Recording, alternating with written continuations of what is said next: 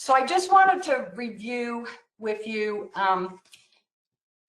one of the reasons that the focus of this today, I have over the last year and a half been uploading pension applications and bounty land applications and then up onto Family Search.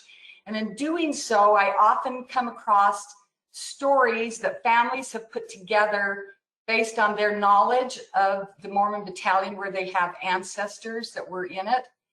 And very often, as I read these stories, some of them are kind of mixed up because people don't understand the movement of the battalion. And much of that is related to the Pueblo detachments.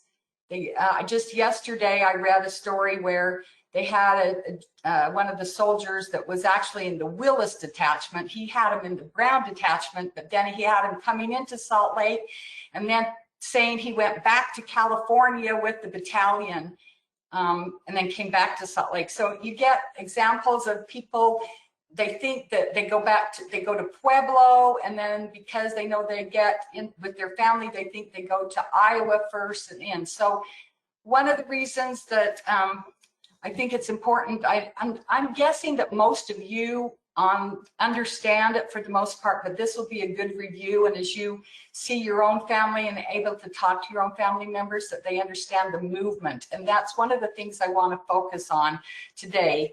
The second thing is I want you to, numbers are, you'll see a lot of numbers, but the numbers in this presentation will almost be secondary, but the changing numbers are important because it reflects the movement of the men. So just to begin, this is just a quick overview of as they're leaving, the whole battalion as they're leaving Fort Leavenworth. And we've done a pretty good job of documenting ages. One of the most interesting things to me that we have not, a lot of you may not be aware of, I think you can see my arrow, but there were 21 servants, and very few people, past researchers, have ever come up with a list of servants, and there may be more that we discover, but to date we've been able to actually document 21 servants in the battalion. And another interesting thing, note the ages of the young officers, age 10 to 16. One of the things that's interesting is many people talk about little Charlie, and because Tyler says he's 9 years old, they always wonder why we don't include him in things, but there's kids that are even younger than he is, actually 11, turning 12. And there's kids as young as 10, and there's actually, most of them end up being in the detachments, but there are some that are about the same ages as Charlie that get to California as officer servants. So he doesn't necessarily need to be singled out. This is something that I was talking to earlier to others. This is the actual, thanks to Kevin, he put this remarkable graph together. These are the ages of the battalion. These are enlisted men, if you want to call a 14-year-old man. Notice how the very most number of soldiers are ages, if you go 14, 15, 16, 17, 18, 19, 20. So the 18, 19, and 20-year-olds have the highest number, but there are a number, if you had 7, 21, 51 soldiers that are under the age of 18, outside of what was typically accepted by Captain Allen, because they were trying to come up with 500 men. And so it's a very interesting thing to note that there were 51 soldiers that were under the age of 18. That was an interesting discovery that was of interest to me. So this is an important diagram of the families, because this is going to play out in the detachments. I have highlighted in kind of that yellow color the women that continue on with one child, which is Susan Davis has a stepson. But if you notice, I want you to pay attention. Look at Company A, 4 families with 11 children. This is largely Captain Hunt's family and entourage. And if you go down to Company D, you have 8 families with 22 children. Now just keep that in mind, because that's going to play out in our detachments. Company C and D have exactly 4 women. 4 women were able to go as laundresses. We're not 100% sure if they were automatically laundresses, but there are 4 women in each of those. So this is just a quick map you've all seen, but we're going to focus on this segment of the battalion march, of their storyline. So the Higgins detachment is going to break off and go in over to Pueblo. You're going to have the main command continue down the Cimarron route and get into Santa Fe. And then they're going to back up slightly and head up on the north side of the mountain range and then back into Pueblo. And then your last detachment is going to leave Santa Fe, headed on with the main command, and then stop. And then that greenish color is showing how they backtrack. And then they are, once they get to Santa Fe, they're told and asked to head up to Pueblo. So those are the 3 main routes. Those were the 3 routes that the detachments were moving toward. And obviously afterwards, then they go north, catch up behind Brigham Young's group, and then come into Salt Lake. So just an overview of the Higgins detachment, why, when, and where. So you often hear the word family detachment. They've done that, and there's a reason for that. It was mostly large families, well, basically all large families except for one that was just a couple. But Lieutenant Smith learned that the Mississippi Saints were located at Pueblo, and it was just so overwhelming. They were moved, they were sent there at the middle of September, just about a month after leaving Fort Leavenworth. This is their makeup. Notice there are 9 women, and 3 were from Company A and 6 were from Company D, and no other companies. So they were all coming from Company A and D. And if you remember that graph before, those were where those large families were. You do have 5 officer servants, and 4 of those were teenagers. And in route, you have you have 1 soldier die, who was Norman Sharp. And then inside of Pueblo, you have additional people dying. When Higgins actually described Pueblo very simply, it was a settlement poorly protected. It was away from any settlement, poorly protected, but it was the best refuge that could be obtained. And so they just started building fortifications, and there was sickness, and their little cemetery gradually increased. The Brown detachment is an interesting one. They often call it sick detachment, but one of the things that we have discovered through some of the communication by Donovan and Cook, about 30%, they identified in one of the communication letters that there were 27 men that Dr. Sanderson identified as they were actually going to discharge them. And then there was some people upset about that. And then they said, okay, no, we're not going to discharge you. We're going to send you to Pueblo, but you'll still be soldiers.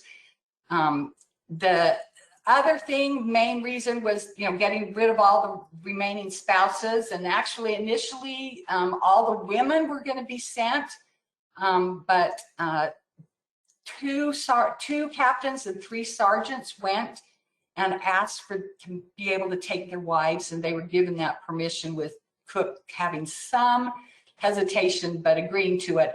The other wording that's really interesting is in Doniphan's communication. He also used the word inefficient.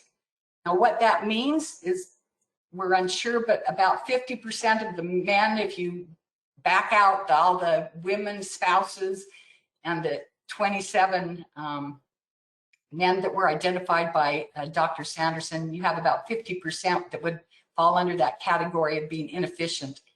And then Colonel Doniphan noted that there were supplies in Bent's Fort, so they're off on their way. The 89 soldiers, by far the largest group. You had 20 women, which was basically all the remaining women except for the 5 that go forward. You have just 7 children and siblings, 2 officer servants and 2 others, Dr. McIntyre, and there was a John Edmonds that were not there's a little question mark on him because we know he's coming into Salt Lake. We just don't know if he's traveling the whole time with them. That's the first time we see that name is in the Thomas Bullock roster, but he's likely with them. This is one example of the changing. People are coming and going with different groups. And I didn't point out earlier that Thomas Woolsey was with the Higgins group, but he'll be moving around. In Santa Fe, you have Lieutenant Gully, who is basically demoted by Colonel Cook, who wants to have his own people as staff, and so Lieutenant Gully resigns, and he left with Lee and Egan and headed back to Council Bluffs. You actually, I can't remember, Kevin may have to clarify with me, but I can't remember if Gully goes up into Pueblo. But Captain Brown gave permission to Roswell Stevens, who is leaving with the ground detachment, but then he disconnects, and this letter that you see here is actual instructions to, he was James Brown was sending information back to Brigham Young that he actually detached Roswell Stevens, and Roswell Stevens left with Lee and Egan with instructions to return as soon as possible. This is just a few, as the Brown detachment gets in and greets the Higgins detachment. Tyler says, when the 2 detachments met was quite touching. A thrill of joy ran through the camp. So you can imagine them meeting each other there, because that Higgins detachment had met far fewer people, but now they've got this huge group joining them. Sarah Brown, who was the daughter of James P. Brown, she noted it was certainly a blessing to us that the detachment of Captain Brown came to Pueblo to protect us from the mountaineers and trappers who were in a fort across the river. And Ludington, we built a number of log houses and spent a really pleasant winter.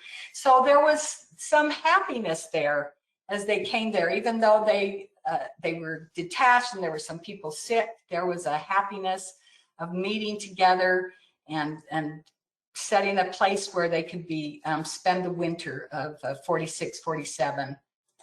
There was also this whole somber element. Celia Hunt assisted Joseph Richards, a young 17-year-old.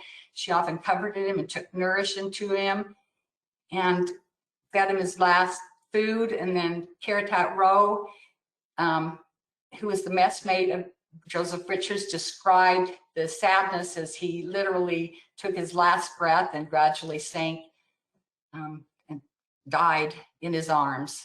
Very touching moment there, but you have the contrast of the happiness, but you have the death that's occurring with these fine young men. And this example of a 17-year-old not 18.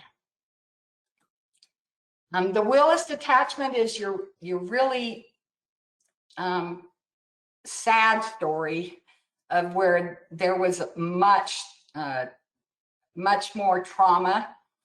And it was really the ill and feeble and those who were going to have difficulty handling the upcoming terrain.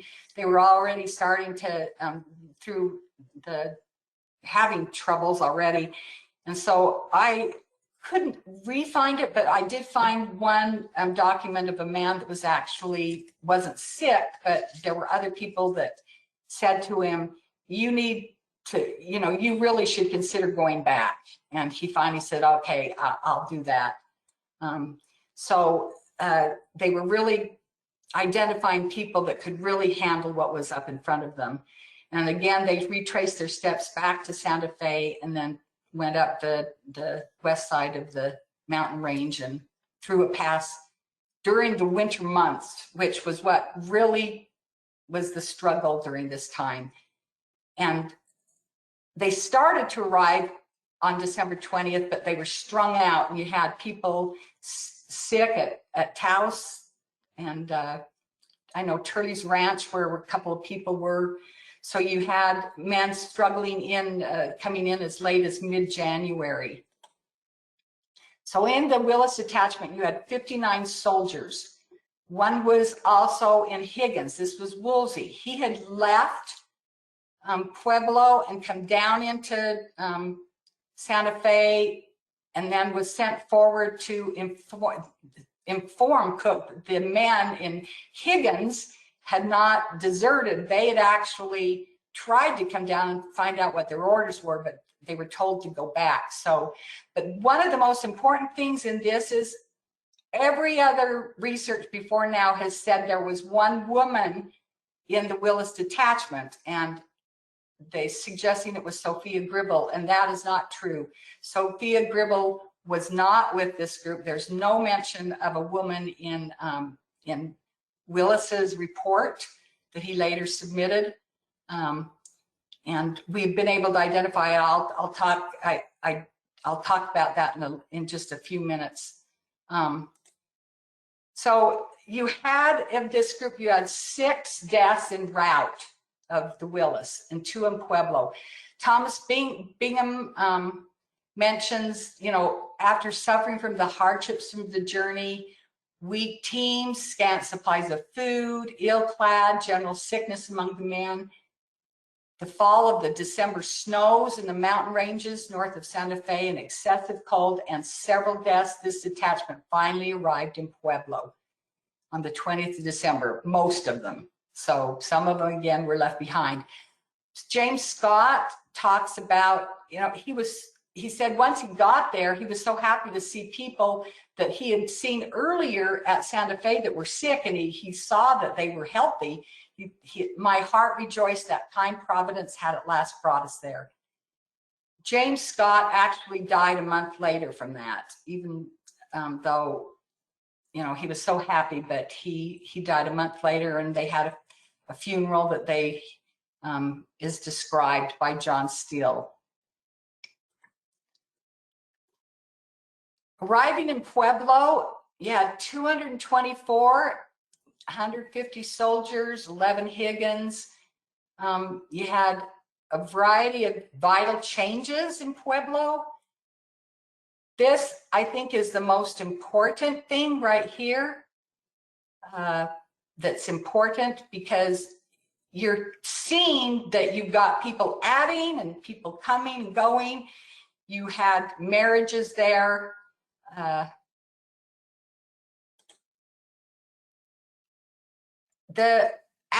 the main body, after the Willis detachment left, you had the 335 soldiers, 14 officer servants that continued. 7 of them went up to Pueblo. One of the officer servant, Elijah Smith, died on the trail. And Colonel Cook records that he gave permission for 5 women to continue past Santa Fe. This is where we documented how we came up with the 5. there were 5 wives of officers. Sophia Gribble's husband, whether it was Gribble or Tubbs, which sometimes you have both, Tubbs and Gribble were not officers. He also said, at the earnest request of 2 captains and 3 sergeants, their wives were permitted to accompany the expedition. And those women were Phoebe Brown, Lydia Hunter, and Melissa Correa, which we've always known about, Susan Davis, which we've always known about, but we have been able to document that Mary Clark Steele Brown was the one that continued forward with her husband, Edmund Brown. And she has 2 of her children. She has Edmund Brown's son and another son that's an officer servant. And then she has a brother and 2 nephews. And we were able to find a pension record that said, I believe it's Isaiah, that got hurt in San Diego, and he was taken to the home of his mother. And that was actually during the volunteer time period. They had gone down there into in San Diego, but we were able to verify that. Mary Clark Steele Brown does not show up on the Thomas Bullock crosser coming into Salt Lake. That's another identifier. So note that 8 of the 14 servants were between ages 11 and 16, and that includes Charlie, but it also includes Edmund, the Edmund Brown's son, who I believe is 12. So you've got 2 youngsters as well as others that were with them. So one thing I discovered, and Kevin pointed out to me, that they were not actually they were in the Pueblo area, but they referred to the area as the Mormon town, where the Mormon settlement was, and it was considered separate from Pueblo, like the other settlements in the Arkansas Valley. That was something new that I didn't realize, but there is a monument there. This is a sketch by our beloved David Jamil that Kevin and David worked on together to kind of give a feel of what that was like.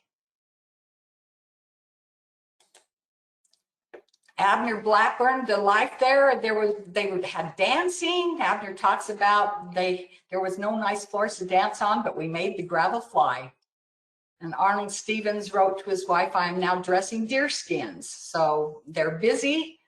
Several worked at Bent's Fort. Others found work in Fort Pueblo. So they were very, very busy taking care of the things that they needed to do to have food and housing and clothing to wear. This has actually a picture of Santa Fe, but it's more to represent, there's travel to Santa Fe. You have Higgins that comes down initially to report and is said, you know, go back. And then you have James Brown and Captain Higgins coming again to collect pay and get orders for what they should be doing. One of the important things at this time period up in Pueblo is there were people that left. Okay, there's that Glines, not Gully. So I had that other slide correct. So this is Glines and Burns, Woolsey and Tippett, and Burns and Rebecca Smith married. Elisha Smith, her husband, died after Santa Fe, and when Burns got in there with one of the detachments, they were married. But those 5 people returned, they left for Iowa. Woolsey and Tippett went early. They went in January, I believe. They were carrying letters and communication to Iowa. And then Glines stuck around for a little bit, and he's actually listed on the Thomas Bullock list as a deserter. Burns also is listed as a deserter, and Rebecca Smith, and I don't know how they define deserters, but according to Thomas Bullock, they left the group formally before they were discharged, but they still get paid later on as if they had continued all the way to the end. There's also some excitement during this time period. In January, you have the governor at Taos, Charles Bent is murdered, Governor Bent. And so you have Captain Brown, you know, going into action and sending communication to Bent's Fort. And so there was concern that there was actually going to be a battle, but they were able to destroy the rebels, and Captain Brown ordered a celebration at the end of that time period of about a month. So one of the things that was occurring in Pueblo was there definitely was some leadership challenges. A lot of the men were complaining about how mean the leaders were, and John still actually notes that the Brown asked for forgiveness and hoped he would do better. But you have a number of journals that indicate that there was some frustration, as you do in any group, learning how to get along and dealing with leadership styles. Then you had new orders start to come in. You had Brown and Higgins going to Santa Fe to find out, you know, what they needed to do. Colonel Price gave instructions to go to California and to start on the 25th of May with 2½ months of provisions. And after return all the efforts to get ready, one of the things that kind of added again to the conflict was James Brown actually charged kind of almost like a commission to go down and pick up their pay. The men were not happy about that, which caused additional contention. And Brigham Young caught wind of that through some communication with James Brown. And he directs, they're on the trail. This is June 3rd, and Brigham Young is coming along and he's on the trail, and he directs Amos Lyman and then 3 battalion members. If you remember, Roswell Stevens went back from Santa Fe, and Thomas Woolsey and John Tippett went back to Iowa from Pueblo, and they're now with the Vanguard Company. And they are sent on June 3rd to head to the Pueblo Saints who are already on the trail, to calm the dissension, to inform them of the probable destination of the church, and direct them to follow the Vanguard Company to Utah. On June 11th, just a little over a week later, they show up at the camp, and they were surprised to find these 3 former battalion members and Amos Lyman walked into their camp. And Lyman pleaded with his brethren to, you know, he's telling these young kids, if you remember, you're talking a lot of young kids, they're having a little difficulty of living the lives that some of the brethren wanted them to do. And so he was telling them to knock off some of the things they were doing. And Lyman reports, I laid the instruction before them, which had the effect of quelling the spirit of mutiny, and they followed the counsel. So life is good, and they're moving forward. So in leaving Pueblo, again, these numbers, you're never going to grasp all these numbers, but I want you to just get a feel of how we have to deal as researchers with numbers on, okay, how many gets from this place to this place, how many people died, who went off. So you're seeing a lot of changes here.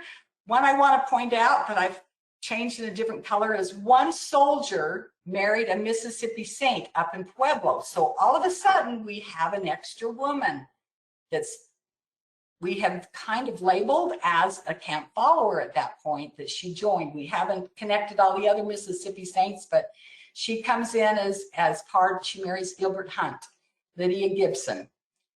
So you have an extra woman that's traveling with them. You also have, along the trail now, you're going to have a child just a couple of weeks after they leave Pueblo. You have the 5th child of James P. and Eunice Brown born. So you're now on the trail, headed to Salt Lake. Along the trail, you have stolen horses, recovery party. Some horses were stolen, and you've got a report by Joel Terrell of 11 being sent, and then still says 50 of us take off. And then Terrell notes that now there's the 16th day an additional detachment came to our assistance. So you've got all this excitement, and they returned back to camp. You also have a wedding along the trail. This is a really fun quote. There was a couple of young folks in the company spooning and licking each other's ears ever since we started on the road. The whole company were tired of it, and they were persuaded to marry now and have done with it and not wait until their journey's end. The next evening, we had a wedding and a regular minister to unite them. And after come to supper with the best the plains could furnish. Then came the dance or hoedown. The banjo and the violin made us forget the hardships of the plains. And this is Martha Sharp, whose husband Norman was, who died, and Harley, and that their romance started or met up in Pueblo, I'm sure, and coming along the trail. So there was a wedding besides a birth. Then you had an express group that realized that the Vanguard Company was really close to them.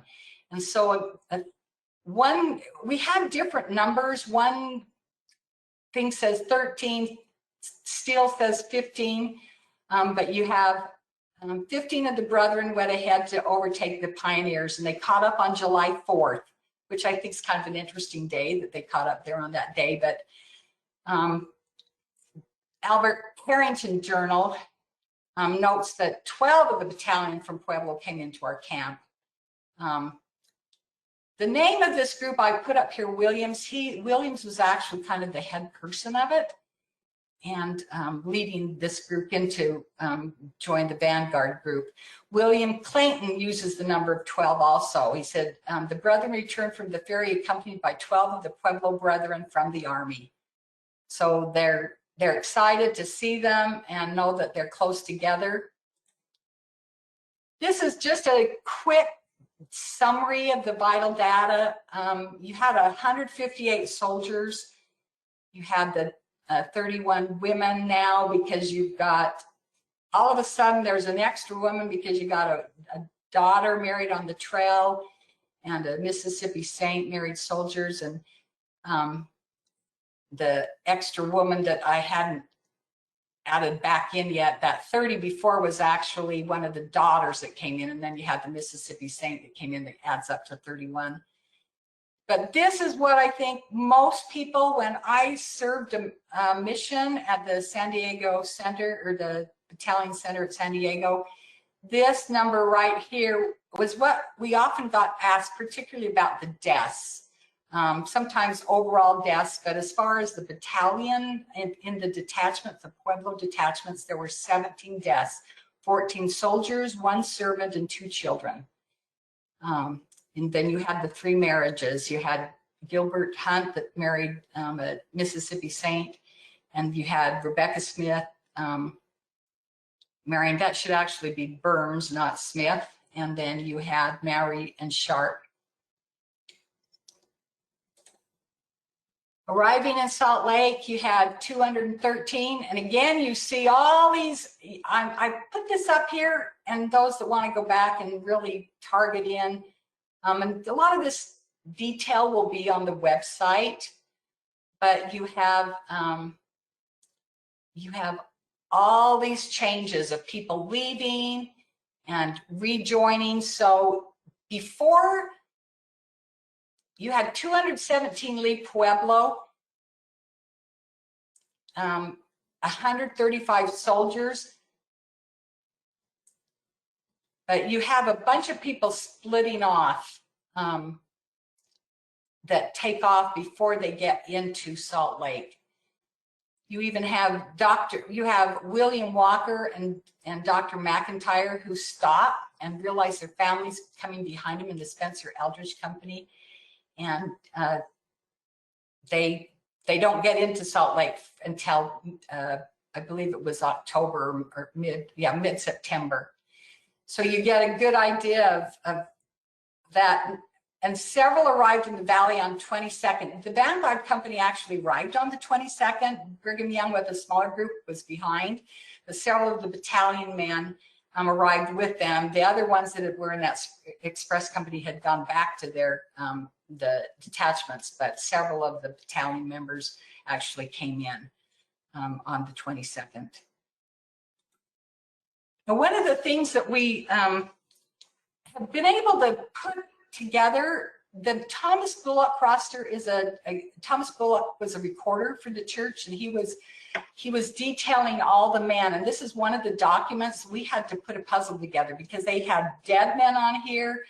They had people that said deserter, and then they had people that we knew didn't come in, like Burns and Glines, we knew, but their names are appearing on here. So we had to piece together where everybody was. This is a very interesting document if you've never seen, that you can go in and review, that we have on what we call Kindex. It's a whole compilation of documents that we have that we've used. Here's just a quick look at their camping. They were actually, you had the vanguard in one place, and you had the detachments in a slightly different place. One of the things that I think is important, and Kevin is very insistent, that Brigham Young did not have the authority to discharge the man. Their service automatically ended after their 1 year of service, and some got discharge papers, but not many. But Brigham Young could not formally discharge them. This is another document that very few people realize that you actually can review them. They were decided to rebaptize all the people, and in this rebaptism book, it has the large majority, and this is one of the ways we were able to tell if people were in Salt Lake on August the 8th, well, at least if they were members of the church. There are some that are not members of the church, so they weren't rebaptized, but the large majority of the detachments were rebaptized on August 8th. There were some baptisms that took before that, but the large majority of the battalion member were on this day. On August 8th, the very same day, they had a sacrament meeting. This is another really fun document, and it had a lot of the people that attended it.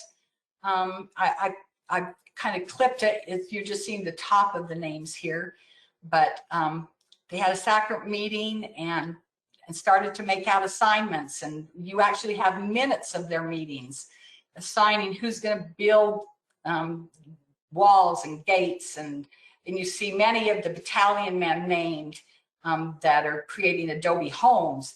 And on that very day, so you have the baptisms, you have a meeting, a sacrament meeting, and on that very day, John Steele reports that his wife gave birth to their first child, and it was the first white child born in the Salt Lake Valley on August the 8th. So now what do we do? You have Captain James Brown going to San Francisco to obtain the final military pay for the detachments. You have men starting to return to Iowa from Salt Lake.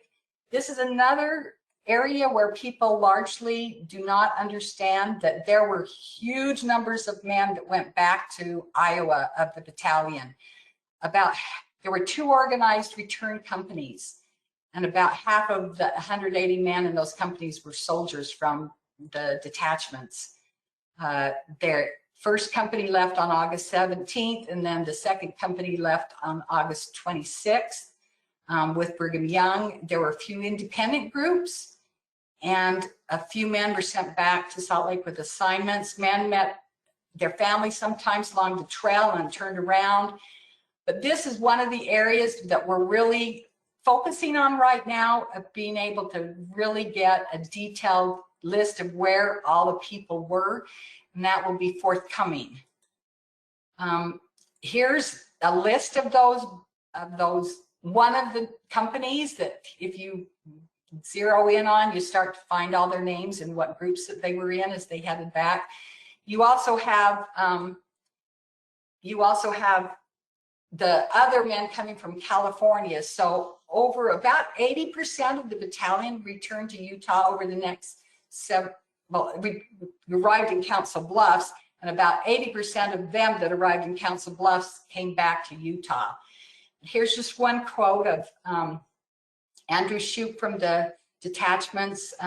arriving on the 21st day of October. I then rode my mule to find my family, and in the evening after sunset, I came to the place where my family lived. I found them all well. I rejoiced to find my family all alive and well, although my father and mother were dead, and 3 of my brothers and 2 of my sisters. Just some trauma there. Happy to be with family, but realizing that his extended family, a number of them had died. And he worked for several years and brought his wife and then 6 children back to Utah in 1852. So this is just another note of, he had a large number of men returning to Iowa and then back to Utah. And again, more detailed data on that. We'll do a presentation specifically on that because it's so fascinating. This is just a clipped, kind of a blurry, but it's the best picture I could grab. It's actually from William Butt. He's a bounty land agent. He notes on November 21st that there's 150 volunteers in the Mormon Battalion. That isn't accurate. My guess is he's estimating. But by the December, we got pretty close to that 150 volunteers once the men from the California area made their way through. A lot of people grab I think it's James Pace journal that talks about 32 men. Well, that's just one group of the California group. There's more of them. So interestingly, William Butt ends up taking off with some of the money from the battalion men. But the bounty land applications, you just have to be really careful because that's one of the things I've focused on. A lot of the men that they are, Butt and other agents are submitting applications in Missouri and Iowa. And some of the men, in fact, a lot of the men are not there. And we don't know who's signing their names. And as far as I can tell, a good majority of the men actually got the money. But we do have accounts of actually a good number of men in California that said, hey, I didn't know about it, and they claimed fraud. So, but this is just an example of James Kasier. This was legit, he was there. His is an interesting story. His wife actually didn't want anything to do with him, and he left her back there, but she never came forward with the Saints, and then he remarried and came to Utah. But James Kasier his is applied on January 4th, which is one of the very first bounty land applications. They're arriving in early October, November, December, and this is one of the very first ones that was applied for. So there's a lot of detail that I was not going through. If you go to our website, this map that Kevin Henson has, it's an incredible tool where you can literally click on all the different time frames, and he has quotes from journals, and you get a really good detailed experience. This is what it looks like on our website. There's things for mobile app, as well as just if you're on your computer and you click on it, you just get wonderful day-by-day experiences, which I've actually been sharing on Facebook. If you're on Facebook at all, a lot of times I'll share some of that information. So that's my presentation, and if you have questions. Well, first of all, Mary Ann, thank you very much for your time and your effort and all of the research that you have done. The Pueblo detachments have always been a sort of really important second story, sort of a second line to the main battalion and their accomplishments. But boy, when you listen to your research, you realize just how many people were there, and the suffering and the hardship and the sacrifice. And of the 23 men that died, 14 of them died in Pueblo. I mean, that's really interesting to know. But thank you so much for your efforts tonight. Certainly questions would be in order if there's anyone that would like to. Go ahead. What was the relationship between the Pueblo community and Bent's Fort? A lot of us had heard from various times that Bent's Fort was not really wanting to recognize the detachments. I don't know if, Kevin, are you still on? Yeah, I'm here. Will you answer that question? Denny, of course, most of the battalion's supplies had been sent to Bent's Fort in anticipation they would go that route before they were diverted on the Cimarron.